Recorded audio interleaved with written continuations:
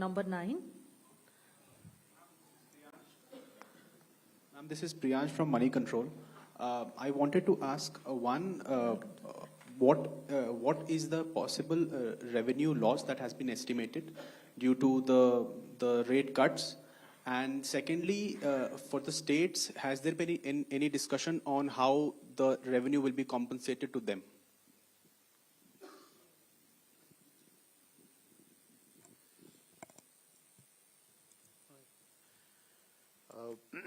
As the Finance Minister explained, the objective of this proposal, which is the GST rate structure rationalization, accompanied with process reforms.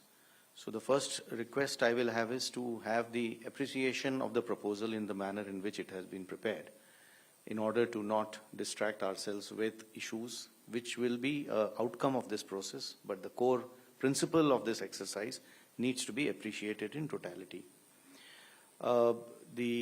We have estimated a figure. We expect that the net fiscal implication, we would not call it as a revenue loss because that doesn't seem to be the correct terminology. But net revenue implication of this proposal is expected, we have estimated it to be around 48,000 crores. This is on the consumption base of 23-24 because that is where we had all the segregated data. What I would also request is to have to appreciate this exercise better. It's important to also understand why looking at a particular number of revenue implication and highlighting it in a manner which is not proper may not present the correct picture of this exercise. The reason being, one, typically the rate rationalization exercise would result in buoyancy effects. We do expect, as mathematically one may calculate based on consumption of 23-24, but economically that is not how outcomes will evolve. And we do expect buoyancy to play a major role because of this rate rationalization exercise in enhancing the revenue. In addition, there is also an effect on the consumer behavior. What he spends on and how much does get influenced by price, which is going to be expected to get positively influenced by this exercise. We also expect compliance to improve due to this exercise. Madam explained to you how rates which were at different levels, where classification issues would be rampant, like sectors like food or transport, auto parts, etc. Once rationalized, it will improve and enhance compliance because many of these disputes would not necessarily result in revenues, but would linger on and would end up having a lot of resources, both of the business and the department, in struggling to settle those disputes. So compliance would also have a very positive effect on the revenue generation. Finally, there is a technicality that when the rates change, the rate of the value chain itself changes, and tax, is paid through ITC and cash, and the actual implication of that will have to be worked out. I would just like to highlight a number from before just to explain how these changes do play out. For example, when earlier the average rates were around 15.5 in the earlier part of the GST, the compliance in the form of GSTR TB was around 85 to 90%.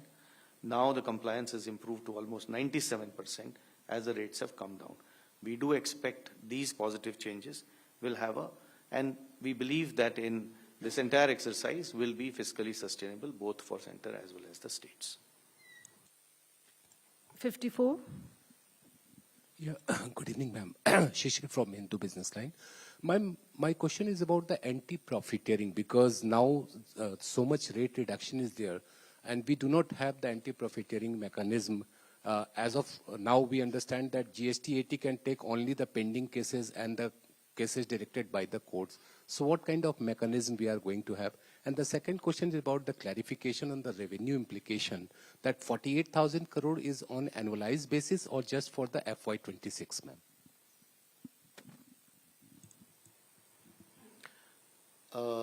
On the first question of anti-profiteering, just to give you a couple of statistics, that since inception, under the arrangement of anti-profiteering, which is no longer in place now, only around 704 cases were registered with the authority, and 60% of the cases were initiated within the first 3 to 4 years of implementation, And the total profiteering amount that was alleged was around 4,362 crores in these 704 cases. So we expect that last time too, these data shows that industry has largely passed on the benefits of rate cut. At that time too, the industry made public statements and committed.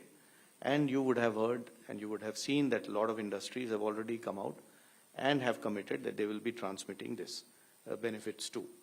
Administratively, both at the state level as well as at the CBIC level, we will definitely be engaging with the industry and seeing to it that the benefits to the consumer, as is planned as per the exercise, is going to be transmitted to the consumers. And we do expect that since it is to the benefit of the businesses too, it is going to happen eventually. On the issue of the revenue loss, I think the question, probably you didn't appreciate the point I made the last time. It is difficult to look at these issues mathematically. So I would rather, we have done a data based on a historical number, that is 23-24 consumption. How will 26 happen will obviously depend on how consumption evolves. And we, as I said, are confident that this is going to be fiscally sustainable. This is Deepshika from the Economic Times. One just follow-up to the revenue question. What would be what is the revenue neutral rate after these reductions? And also on compensation cess, what happens after the loans are paid, especially on the tobacco products and high-end luxury products?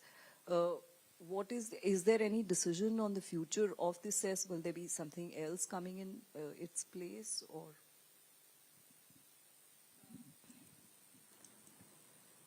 I'll have the Revenue Secretary tell you about the revenue neutral rates.